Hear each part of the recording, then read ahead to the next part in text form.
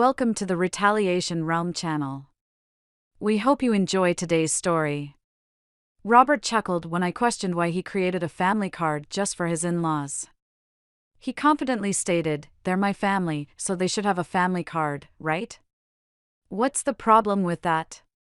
If you knew who took you in when you were all alone, you wouldn't say such things."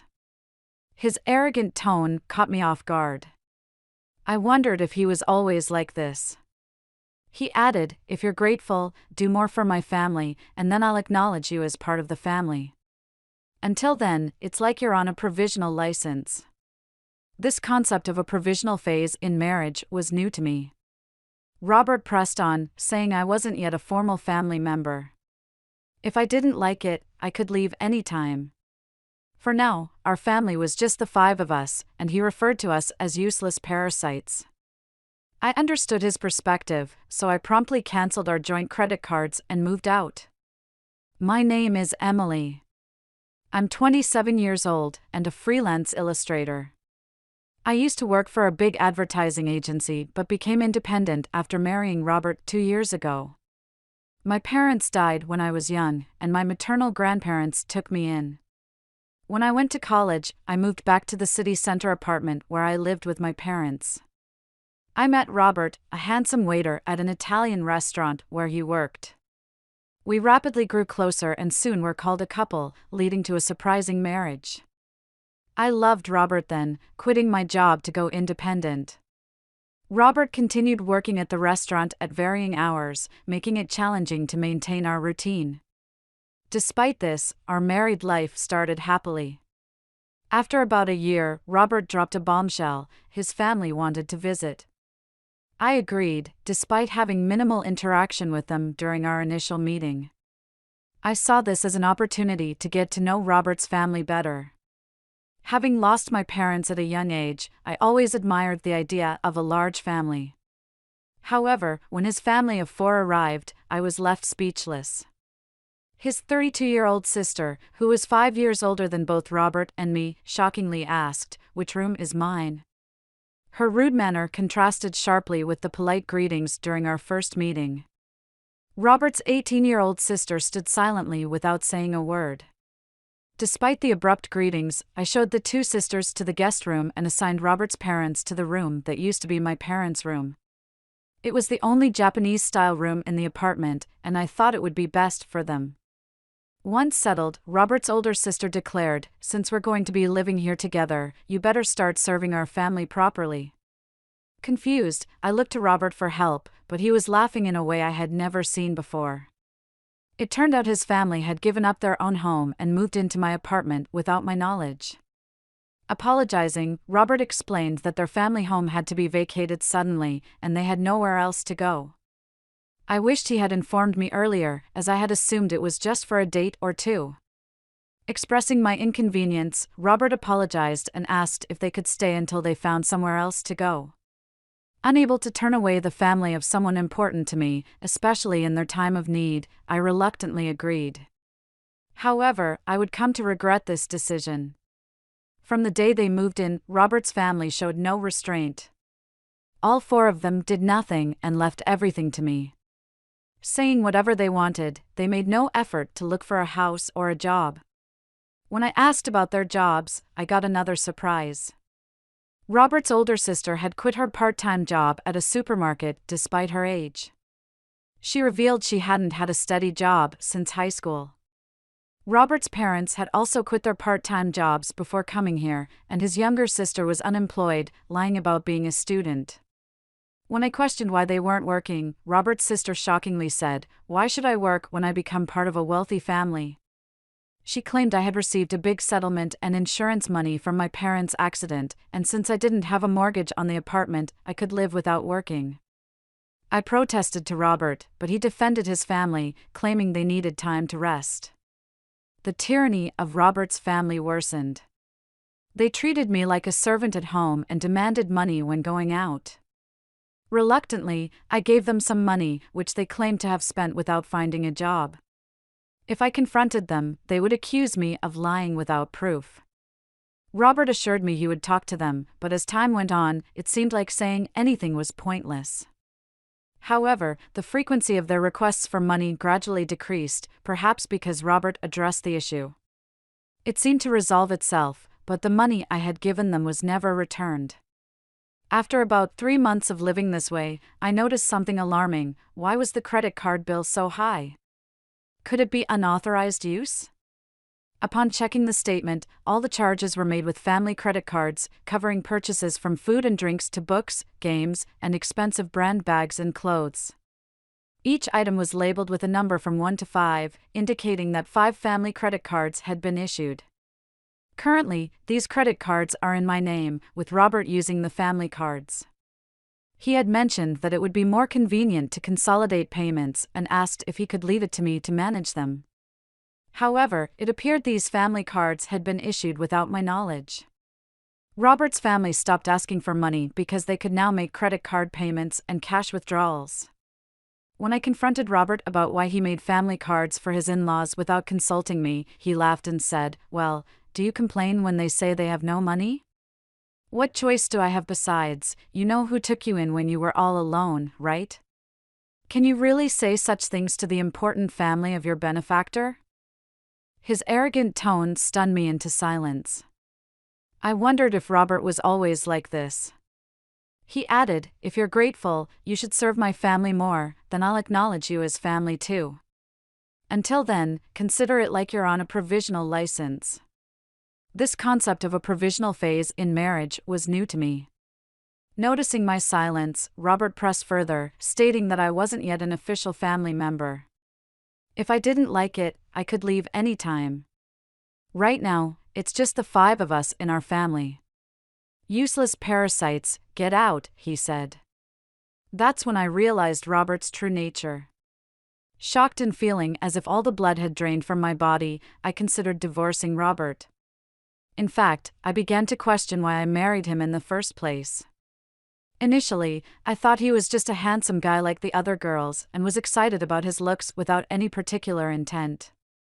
Then, during one encounter, Robert approached me, saying, "You seem different from other people, Emily, huh?" "I don't know how to put it, Miss Lou. Sorry, it's not something I should say to a customer." I was taken aback, but the conversation continued, and I gradually started to notice Robert. Maybe that was his strategy to make me like him. Thinking about it calmly, it started to make sense. I remember when Robert came to our table for small talk, a colleague jokingly said I was a wealthy girl living alone in a condo. It was right after that he started talking to me, probably after my wealth and this condo. Robert wasn't really my type, to put it nicely. He was modern, to put it bluntly. He seemed somewhat frivolous. I preferred mature men who could talk quietly and seriously. But despite my preferences, I ended up falling for Robert.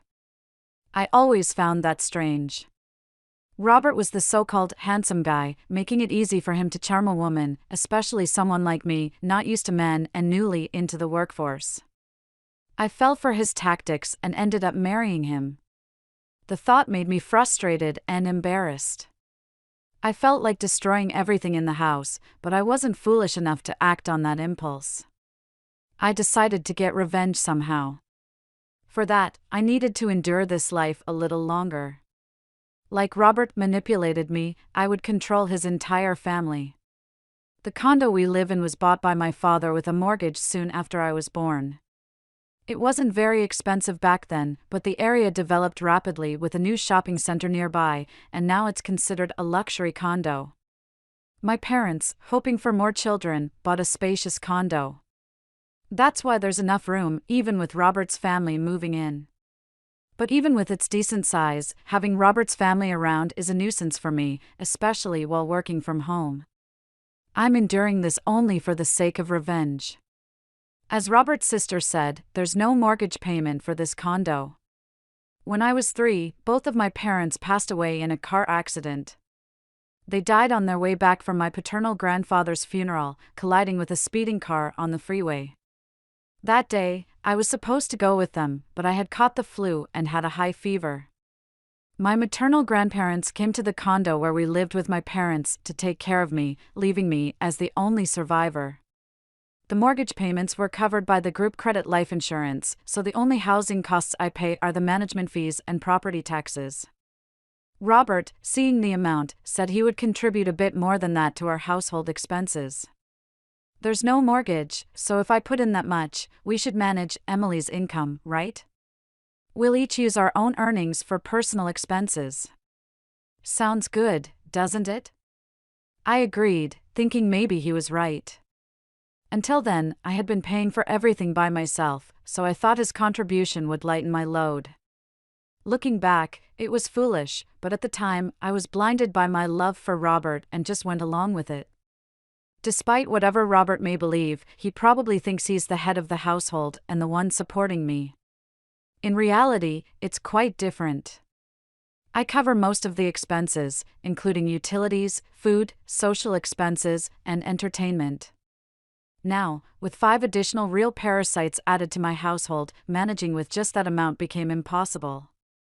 I wanted to get rid of them as soon as possible, but I pretended not to notice and endured it. I gritted my teeth and allowed Robert's family to shop freely, reminding myself that I'd be the one laughing in the end to get through these tough times. Then, 3 months after deciding to divorce, the day to act finally came. I'm tired. Please decide. It's either me or your family, I told Robert, presenting him with a final decision.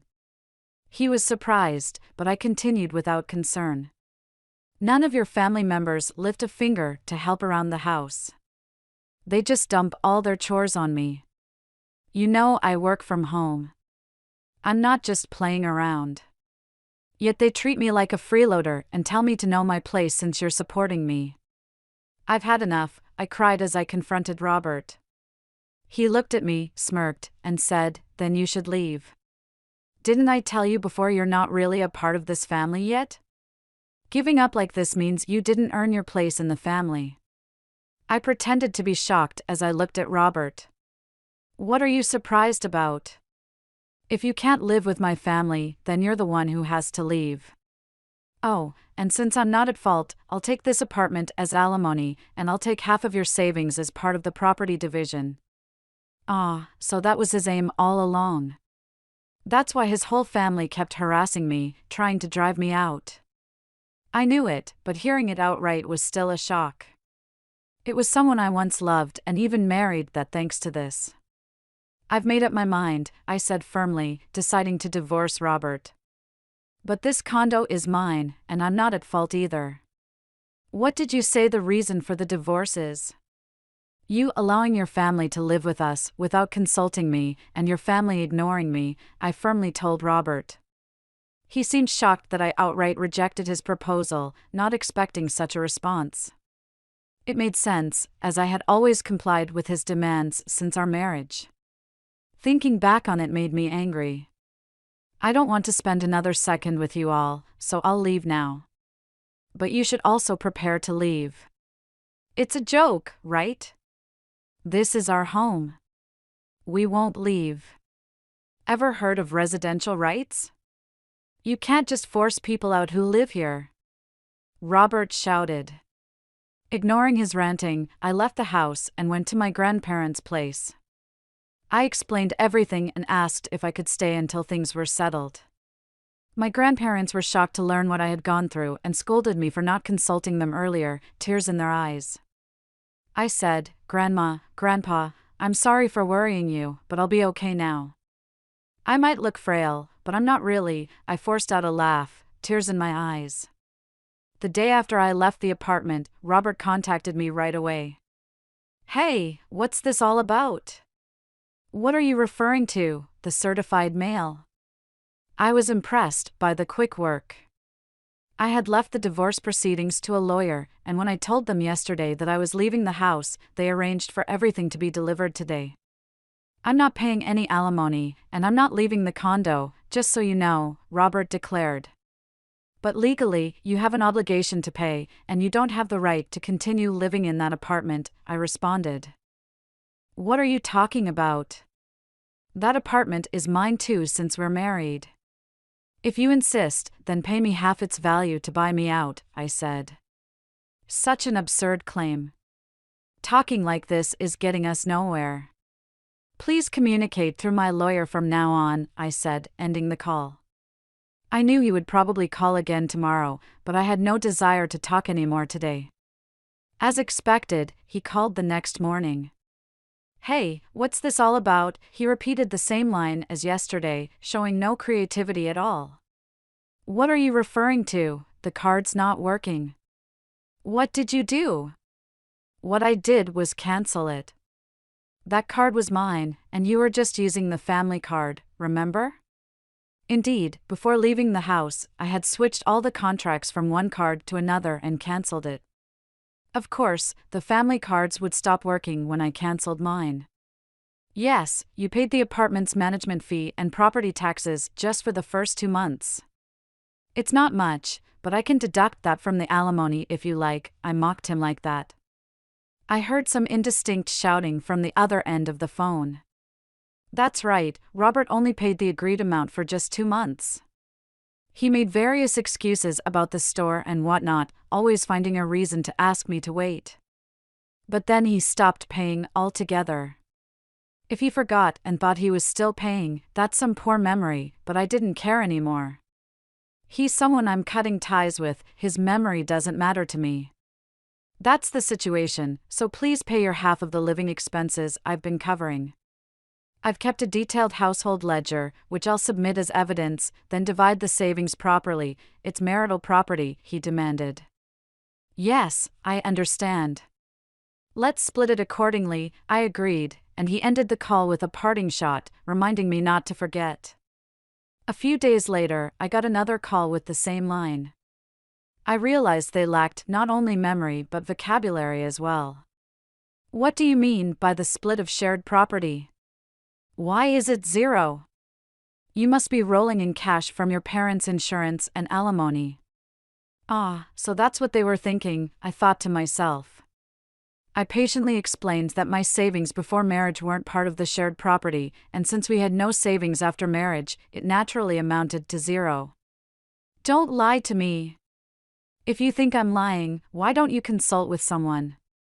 Anyway, from now on, please communicate through my attorney. I won't be speaking to you directly anymore. Goodbye, I said, then hung up the phone and blocked Robert's number. 2 months after, I left the house, and eventually, Robert and his family moved out of the apartment, not because they had a change of heart, but because they couldn't sustain their living. Naturally, Robert's income alone wasn't enough for a family of 5. They were used to shopping extravagantly with my card, and telling them to cut back now was impossible. I had let them use the card intentionally for this, knowing them. I was sure it would come to this. His family started pestering Robert for shopping for money, and when he refused, they began stealing from his wallet. Even when Robert got mad, they blamed him for kicking me out. To top it off, the electricity, gas, and water were all shut off.